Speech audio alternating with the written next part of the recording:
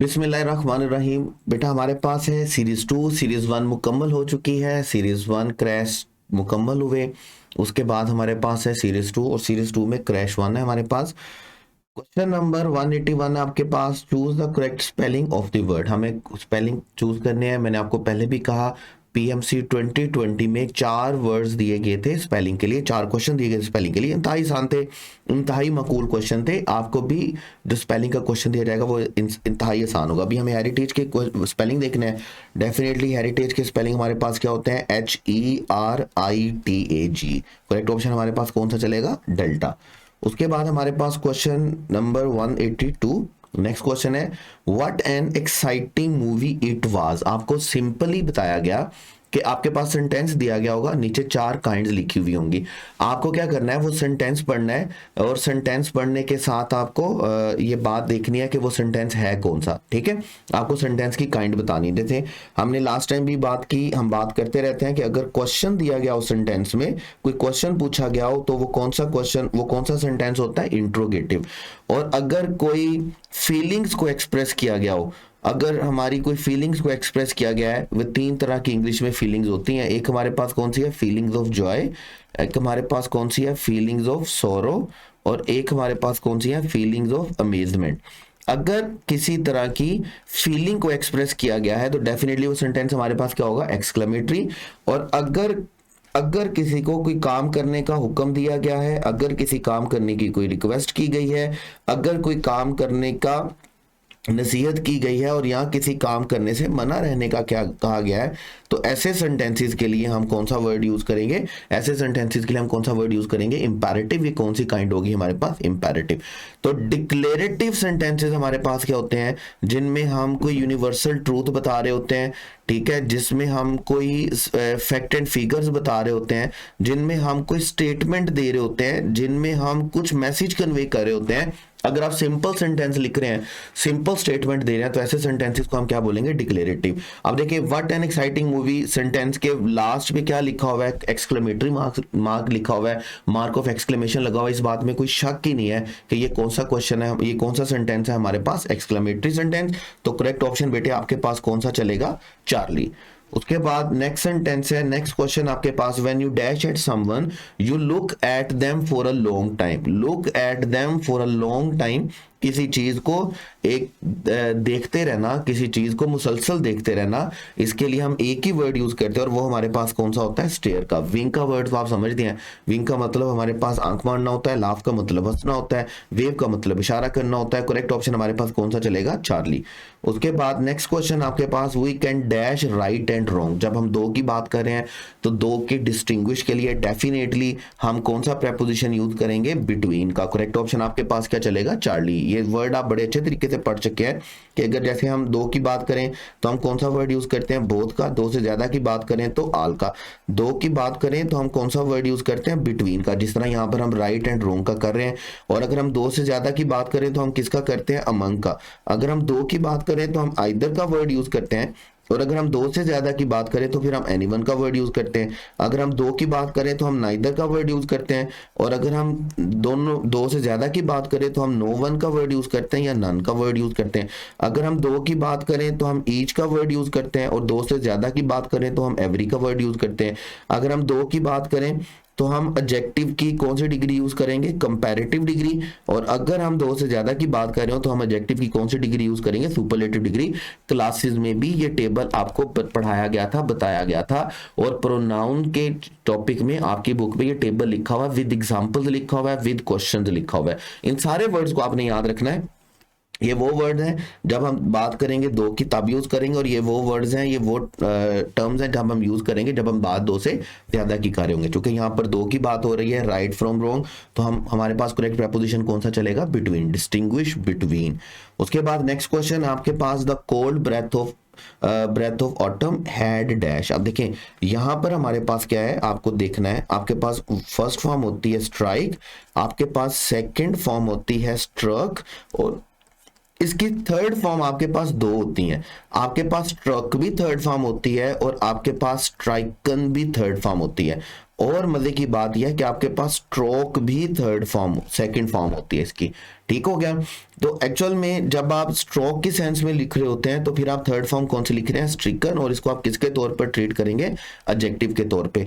लेकिन अगर आप वर्ब के तौर पे लिख रहे हैं तो फिर आप स्ट्राइकन के वर्ड के तौर पर यूज नहीं करेंगे, फिर आप किसको यूज करेंगे, स्ट्रक को यूज करेंगे। The cold breath of autumn had stricken नहीं आएगा, हैड क्या आएगा, स्ट्रक आएगा। ये दोनों फॉर्म आपने याद रखनी है। करेक्ट ऑप्शन आपके पास कौन सा होगा, चार्ली। यहाँ पर struck as a past form use नहीं किया जाएगा, as a past participle form use किया जाएगा, थर्ड फॉर्म के तौर पर यूज किया जाएगा। उसके बाद नेक्स्ट क्वेश्चन आपके पास, this is our house and that is.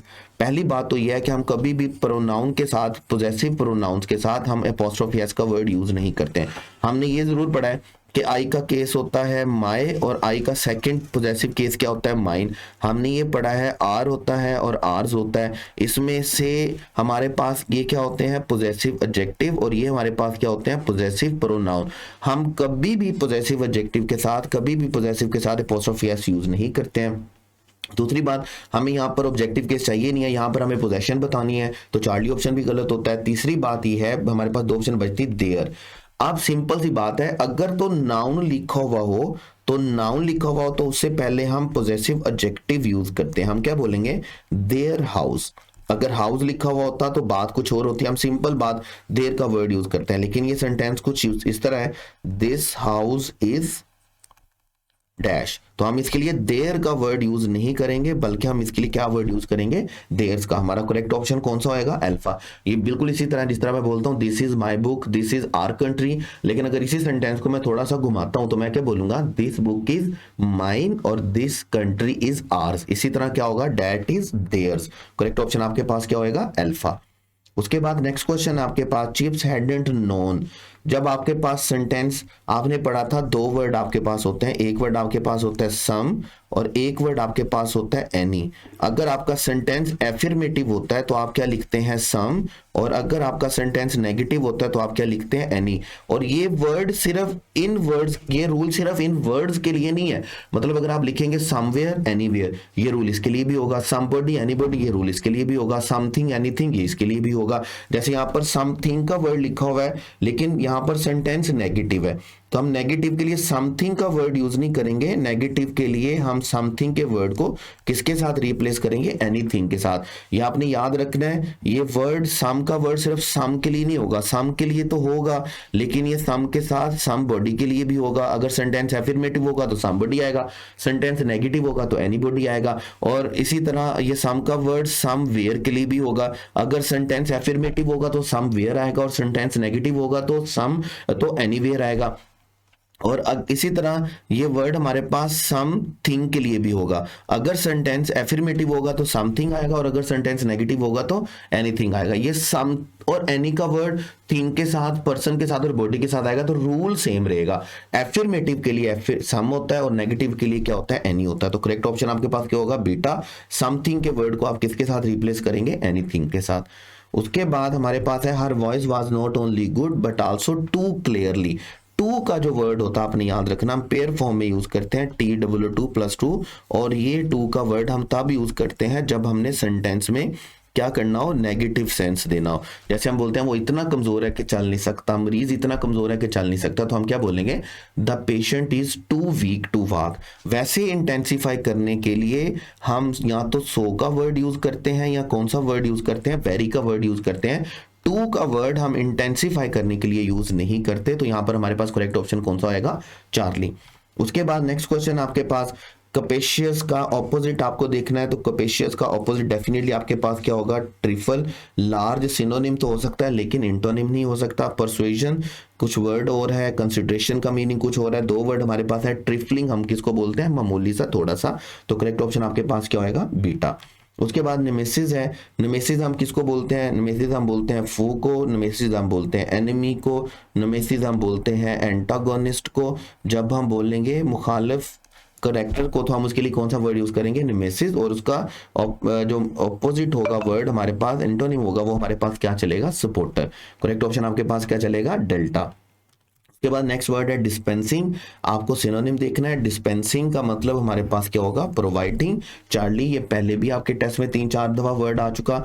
Operation, definitely operation का वर्ड कंपीटिंग नहीं हो सकता, प्लेफुल नहीं हो सकता, वेक्स नहीं हो सकता। वेक्स का मतलब क्या होता है, अनोइंग। वेक्स का मतलब क्या होता है, इरिटेटिंग, इरिटेटेड या अनॉयड। तो करेक्ट ऑप्शन हमारे पास क्या होगा, एक्ट। Operation means act. उसके बाद Chris was dash after his all night dash। Chris was lethargic after all his night. अगर हम अल्फा ऑप्शन देखते हैं तो लथार्जिक और स्लीप, स्लीप के बाद आप लथार्जिक नहीं हो सकते। जब आप सारी रात सोएंगे तो आप लथार्जिक नहीं होंगे, सारी रात सोएंगे तो आप फ्रेश होंगे बिल्कुल। उसके बाद ड्राउजी, कंसंट्रेट। आप कंसंट्रेट करने के बाद थक तो सकते हैं, लेकिन ड्राउजी हम तब बोलते हैं जब आपने नींद नहीं ली हुई होती, तो ड्राउजी और कंसंट्रेट का वर्ड नहीं बनता है। जब नैप लिया हो तो आप टायर्ड नहीं होते, नैप के बाद आप फ्रेश होते हैं। नैप का वर्ड डेफिनेटली आप जानती हैं, नैप का वर्ड हम किसके लिए यूज करते हैं, स्लीप के लिए। करेक्ट ऑप्शन आपके पास क्या होएगा, एग्जॉस्टेड स्टडी। जैसे सेंटेंस है, Chris was exhausted after his all night study the test, he would have performed better. ठीक हो गया। करेक्ट ऑप्शन हमारे पास वुड हैव परफॉर्म बेटर मतलब वो अच्छा कर सकता था। करेक्ट ऑप्शन हमारे पास कौन सा होगा, बीटा। उसके बाद हमारे पास है जी, prices have risen sharply over the last. अब जब हम लास्ट का वर्ड लिखते हैं तो डेफिनेटली हमारे पास करेक्ट ऑप्शन क्या होगा, फ्यू। हम आ फ्यू नहीं लिखेंगे क्योंकि आर्टिकल पहले से मौजूद है, इसलिए हमें करेक्ट ऑप्शन कौन सा लिखना होगा, अल्फा। उसके बाद हमारे पास नेक्स्ट क्वेश्चन है टू नो वन। देखें, वन का आप जो पोजेसिव केस बनाते हैं ना, वन को अगर आप ऑब्जेक्ट के तौर पर, सब्जेक्ट के तौर पर यूज करेंगे तो आप वन यूज करेंगे, ऑब्जेक्ट के तौर पर यूज करेंगे तो वन यूज करेंगे, लेकिन पोजेशन के लिए आप वन का अपोस्ट्रोफी एस के साथ बनाते हैं, तो नो वंस नहीं हो सकता। उसके बाद नो वंस नहीं हो सकता इस तरह, आपको अपोस्ट्रोफी एस लिखनी है, और अपोस्ट्रोफी एस सही लिखने का तरीकाकार, आपको अपोस्ट्रोफी का साइन पहले लिखना है, एस बाद में लिखना है। आप ऐसा नहीं कर सकते कि अपोस्ट्रोफी एस का एस पहले लिखें और साइन बाद में लगाएं, इसका मतलब बीटा ऑप्शन भी हमारा क्या होता है, गलत होता है। करेक्ट ऑप्शन आपके पास क्या होएगा, चार्ली। उसके बाद बेटे नेक्स्ट क्वेश्चन आपके पास नाइदर ऑफ देम। ये थोड़ा सा ट्रिकी क्वेश्चन था, कुछ बच्चों ने गलत किया है। पास्ट पेपर अगर आप यूएचएस के देखते हैं उसमें ये क्वेश्चन आया। देखिए फर्स्ट नाइदर ऑफ देम, पहले बात हम ये देखते हैं कि नाइदर ऑफ देम का मतलब हमारा सब्जेक्ट क्या है, सिंगुलर। हमारा सब्जेक्ट क्या है, सिंगुलर। सिंगुलर है, और अगर मैं फर्स्ट फॉर्म लिखता हूं तो डेफिनेटली मुझे उसके साथ किसका एडिशन करना है, एस या ईएस का। सिंगुलर है तो पहली बात तो यह कि हम पोजेसिंग को निकाल देंगे, इसके लिए इसके साथ हेल्पिंग वर्ब कोई नहीं लिखा हुआ है, पोजेस्ड हो नहीं सकता। बाकी हमारे पास क्या बचता है, पोजेस्ड और पोजेस। अब पोजेस्ड वर्ड बच्चों ने सही किया हुआ है, लेकिन बेटा ये तब सही होगा जब आप इसके साथ ईएस का एडिशन करेंगे। ये सेंटेंस कैसे चलेगा, neither of them possesses a credit card. अगर आप इसको प्रेजेंट फॉर्म में करना चाहते हो तो आपके इसके साथ ईएस का एडिशन करना होगा, आप ईएस के एडिशन के बगैर इसको नहीं कर सकते, याद रखिएगा। तो इसका मतलब हमारा बीटा ऑप्शन भी गलत है। करेक्ट ऑप्शन हमारे पास कौन सा होगा, अल्फा। हम इसको प्रेजेंट टेंस में नहीं लिखेंगे, हम इसको किस में लिखेंगे, पास्ट टेंस में लिखेंगे। करेक्ट ऑप्शन हमारे पास कौन सा चलेगा, अल्फा। ये बहुत सारे बच्चों ने गलत किया हुआ था, और जब उनको क्लास में की बताई गई है तो बच्चों ने यमीन सर से भी कहा था कि सर ये की वेरीफाई कर दीजिएगा। तो ये याद रखिएगा, आप इसको प्रेजेंट फॉर्म में नहीं करेंगे। अगर प्रेजेंट फॉर्म में करेंगे तो आपको पोजेस के साथ ईएस का एडिशन करना होगा। उसके बाद ही हमारे पास है it is not good to make dash sleeping. अब देखें सिंपल सी बात है, जहां पर भी आप अस्लीप का वर्ड यूज करेंगे, जहां पर भी आप अवेक का वर्ड यूज करेंगे, जहां पर भी आप वर्ड यूज करेंगे अफ्रेड का, जहां पर भी आप वर्ड यूज करेंगे अलाइव का, तो ये वर्ड आपने याद रखना है जो ए से स्टार्ट होते हैं, ये वर्ब नहीं होते हैं, ये एडजेक्टिव्स होते हैं। तो जब एडजेक्टिव होते हैं तो हम इनका एडजेक्टिव के साथ आईएनजी फॉर्म तो नहीं लिख सकते, द स्लीपिंग या एन स्लीपिंग तो हो नहीं सकता। बाकी हमारे पास रह गया एन स्लीपिंग और आ स्लीपिंग, तो स्लीपिंग के लिए हम एन का आर्टिकल यूज नहीं करेंगे। करेक्ट ऑप्शन हमारे पास कौन सा चलेगा, alpha. asleep, awake, alive, afraid, ये वर्ड एडजेक्टिव होते हैं, ये वर्ब्स नहीं होते हैं। हमें आईएनजी फॉर्म लिखनी है, हमें एडजेक्टिव फॉर्म लिखनी है, तो हम इसको asleep तो लिख सकते हैं लेकिन asleeping नहीं लिख सकते। इसके लिए हमारा करेक्ट ऑप्शन कौन सा चलेगा, अल्फा चलेगा। उसके बाद नेक्स्ट क्वेश्चन है हमारे पास, choose the correct option sentence, he seemed almost. अब देखें हमने कहा था हमारे पास होता है एज प्लस एज और हमारे पास होता है सो प्लस एज, डन हो गया। उसके बाद हमारे पास होता है हम बोलते हैं हमारे पास है TOO प्लस 2 और उसके बाद हमारे पास सो प्लस डैट भी होता है। अगर हमारा सेंटेंस एफर्मेटिव होगा तो फिर हम क्या लिखेंगे, एज प्लस एज। अगर सेंटेंस नेगेटिव होगा तो हम क्या लिखेंगे, सो प्लस एज। अगर हमने नेगेटिव सेंस देनी है तो फिर हम कौन सा वर्ड यूज करेंगे, TOO। और अगर हमने नेगेटिव सेंटेंस तो लिखना है लेकिन हमने सो प्लस एज नहीं लिखना, तो फिर हम एफर्मेटिव सेंटेंस हमने लिखना है लेकिन सो लिखना है, तो फिर हम सो के साथ किसका पेयर बनाएंगे, डेट के साथ।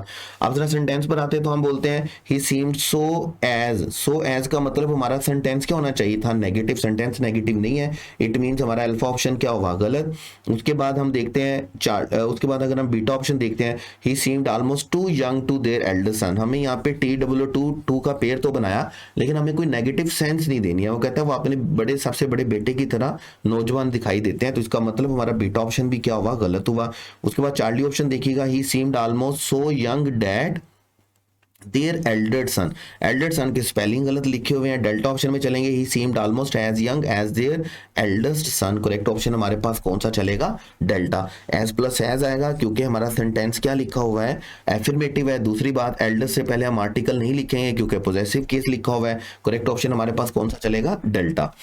उसके बाद नेक्स्ट क्वेश्चन है जी बेटे हमारे पास, द नंबर ऑफ स्टूडेंट। ये मैंने आपको पहले भी कहा, पहले भी बताया, ये 12 दफा पढ़ते आ रहे हैं और अगर पेपर में आया और आप गलती करके आते हैं तो इंतहाई गलत और गैर इखलाकी बात होगी। आ नंबर ऑफ और द नंबर ऑफ आपके पास बेटे क्या होता है, सिंगुलर, और आ नंबर ऑफ आपके पास क्या होता है, प्लूरल। तो जब हम लिखते हैं the number of students of this school, तो हमें सिंगुलर ट्रीट करना है। इट मींस हम हैव वाले तो दोनों क्लॉजेस को काट देंगे, कि दोनों सेंटेंसेस को काट देंगे, दोनों ऑप्शन को काट देंगे। बाकी हमारे पास बचा हैज श्रंक और हैज श्रिंक्ड। तो श्रिंक जो होता है उसकी थर्ड फॉर्म श्रिंक्ड नहीं होती, उसकी थर्ड फॉर्म क्या होती है, श्रंक। तो करेक्ट ऑप्शन हमारे पास कौन सा चलेगा, अल्फा। उसके बाद हमारे पास क्वेश्चन है, choose the correct sentence, are you looking for dash shampoo. तो पहली बात, सबसे पहली बात तो यह है, शैम्पू वॉवल साउंड नहीं है, कॉन्सोनेंट साउंड है, तो एन शैम्पू तो हो नहीं सकता, तो बीटा ऑप्शन तो वैसे ही निकल गया। दूसरी बात है, शैम्पू जो है हमारे पास अनकाउंटेबल नाउन है, हम शैम्पू का प्लूरल शैम्पूज नहीं बना सकते। हाँ, बॉटल ऑफ शैम्पू लिखा होता तो फिर कुछ और बात थी। तो इसका मतलब हम इंडेफिनेट आर्टिकल नहीं लिखेंगे, क्योंकि अगर हमने इंडेफिनेट आर्टिकल लिखना हो तो 3 कंडीशन का पूरा होना जरूरी होता है। हमारे नाउन का क्या होना जरूरी होता है, कॉमन होना जरूरी होता है। हमारे नाउन का क्या होना जरूरी होता है, काउंटेबल होना जरूरी होता है। और हमारे नाउन का क्या होना जरूरी होता है, सिंगुलर होना जरूरी होता है। ये 3 कंडीशन अगर हमारा नाउन पूरी करता है तो फिर हम उससे पहले इंडेफिनेट आर्टिकल लिखते हैं। तो यहाँ पर हम स्पेसिफिक शैम्पू की बात कर रहे हैं, तो करेक्ट ऑप्शन हमारे पास कौन सा चलेगा, डेल्टा। जब भी हम स्पेसिफिक नाउन की बात कर रहे होते हैं तो हम उसके लिए इनडेफिनेट आर्टिकल की बजाय किसकी बात करते हैं, डेफिनेट आर्टिकल लिखते हैं उसके लिए। तो यहाँ पर हमारा ग्रैंड टेस्ट है, सॉरी क्रैश टेस्ट है सीरीज 2 का, उसकी डिस्कशन, उसका जो क्रैश टेस्ट 1 है उसकी डिस्कशन खत्म होती है। कोई प्रॉब्लम हो, कोई मसला मसाइल हो, हम एकेडमी में मौजूद हैं सब टीचर, आप आ सकते हैं, व्हाट्सएप पे पूछ सकते हैं, नंबर आप सबके पास हैं। और जिन बच्चों के एग्जाम्स चल रहे हैं, जिन बच्चों के एग्जाम्स हो रहे हैं, उनसे दोबारा मैं कहूँगा कि जब पेपर देकर आएँ, अभी पेपर देकर आएँ, तो लाजमी तौर पर पेपर का फीडबैक टीचर्स तक जरूर पहुँचाया करें। Wish you all the best.